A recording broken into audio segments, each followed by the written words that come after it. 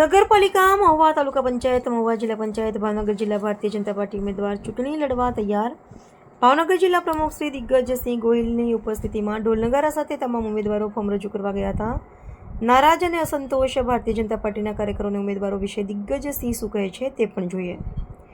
મહુવા નગરપાલિકાના 36 તાલુકા પંચાયત, 34 જિલ્લા પંચાયત, 8 ઉમેદવાર, 13 જિલ્લા ભારતીય જનતા પાર્ટીના પ્રમુખ દિગ્ગજસિંહ ઉપસ્થિતિમાં ભારતીય જનતા પાર્ટીના વિશાળ બેઠક બાદ ઉમેદવાર પત્ર રજૂ કરવા રવાના. ચૂંટણી પ્રક્રિયા ફોર્મ અંતિમ દિવસ હોય ધારાસભ્ય શિવાભાઈ ગોહિલ કાર્યાલય ખાતે જિલ્લા ભારતીય જનતા પાર્ટીના પ્રમુખ દિગ્ગજસિંહ ગોહિલ, ગુજરાત સરકાર પૂર્વે મંત્રી શ્રી આરસી મકવાણા, વિવિધ હોદ્દેદારો, જિલ્લા પંચાયત, તાલુકા પંચાયત, નગરપાલિકા ઉમેદવારો, તેમના ટેકેદારો સહિત મોટી સંખ્યામાં ભારતીય જનતા પાર્ટીના કાર્યકરો ઉમટી પડ્યા હતા. અહેવાલ વિજય બારૈયા, મહુવા. ધીરુભાઈ ખુમાણ નામથી આપણે ઓળખીએ એવા પૂર્વ તાલુકા પંચાયતના 10 વર્ષ સુધી પ્રમુખ રહ્યા એવા ધીરુભાઈ ખુમાણના દીકરા નજુભાઈ અને એમના ભત્રીજા કાનભાઈ, કે જે આપણા વિચારધારાથી આકર્ષિત થઈને આ વખતે આપણી તાલુકા પંચાયતની વઢાળ સીટ ઉપરથી ચૂંટણી લડી રહ્યા છે.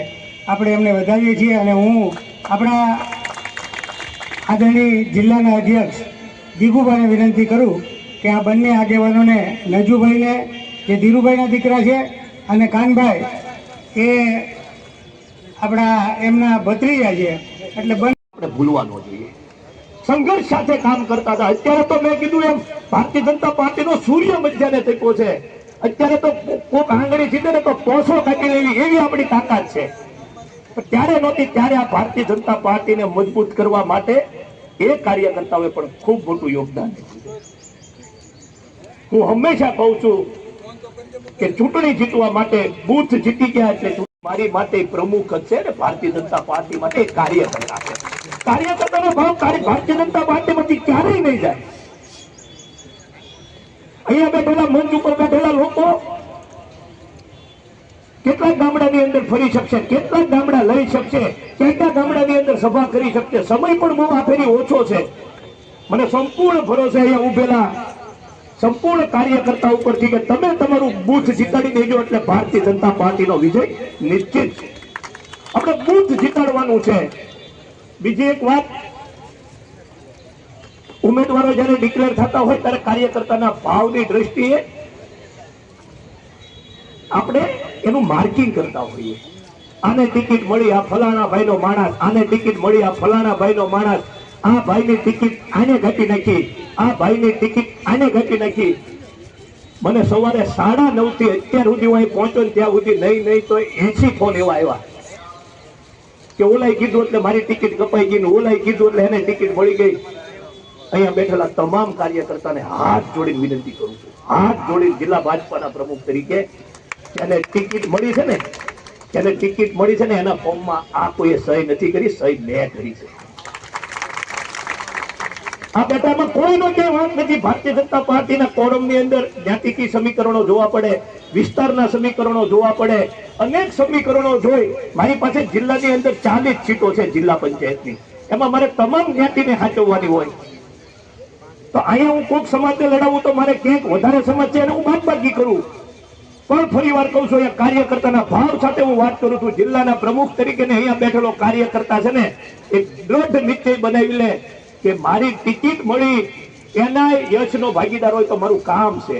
હું ભારતીય જનતા પાર્ટીનો ખેસ પહેરતો હતો ને એના કારણે મને ટિકિટ મળી છે. મને કોઈ ટિકિટ નથી અપાવી અને જેને ટિકિટ નથી મળી ને એને અન્યાય જિલ્લા ભાજપાના પ્રમુખે કર્યો છે એવું નક્કી કરી નાખ્યો.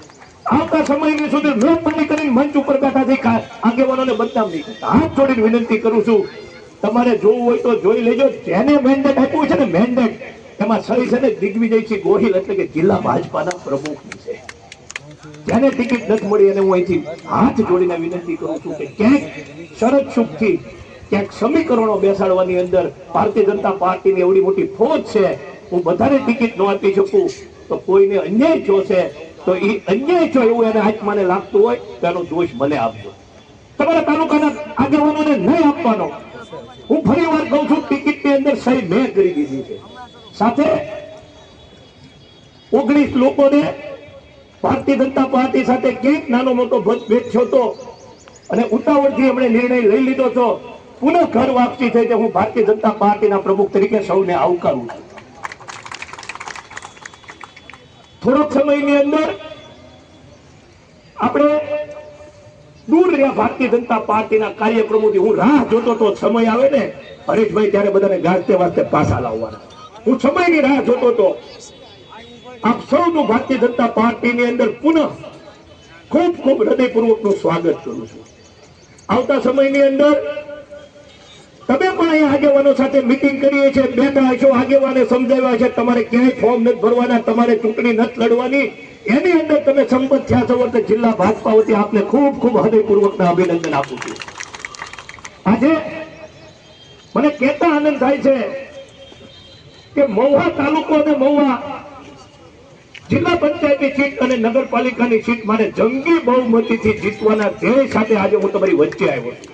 એક એક કાર્યકર્તા મને સંકલ્પ કરીને આપે. અહીંયા જિલ્લાના કાર્યકર્તાઓ છે, તાલુકાના કાર્યકર્તાઓ છે, નગરના કાર્યકર્તાઓ છે. 8 જિલ્લા પંચાયત જીતા છે, 8 જિલ્લા પંચાયત જીતા છે. તમે બોલો છો, આ તો કોઈ બોલતા નથી.